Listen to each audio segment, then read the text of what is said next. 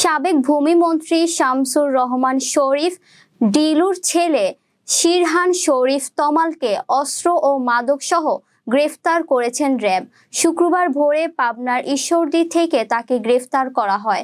গ্রেফতারের সময় তমালের কাছে একটি বিদেশি পিস্তল, একটি ম্যাগাজিন, 4 রাউন্ড গুলি ও 10 পিস ইয়াবা পাওয়া গেছে বলে জানান র্যাব। পাবনার প্রতিনিধি জানান, এ সময় তার ব্যবহৃত একটি প্রাইভেট কারও জব্দ করা হয়। বৈষম্য বিরোধী ছাত্র আন্দোলনে শিক্ষার্থীদের ওপর হামলার ঘটনায় এজাহারনামায় আসামি তমাল 5ই আগস্ট আওয়ামী লীগ সরকার পতনের পর থেকে আত্মগোপনে ছিলেন তিনি।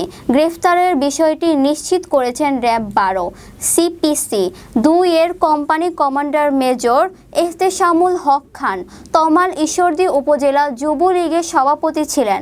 2017 সালের নভেম্বরে সাংবাদিক মারধরের ঘটনায় কারাগারে যাওয়ার পর দলীয় শৃঙ্খলা ভঙ্গের অভিযোগে তাকে যুবলীগ থেকে বহিষ্কার করা হয়।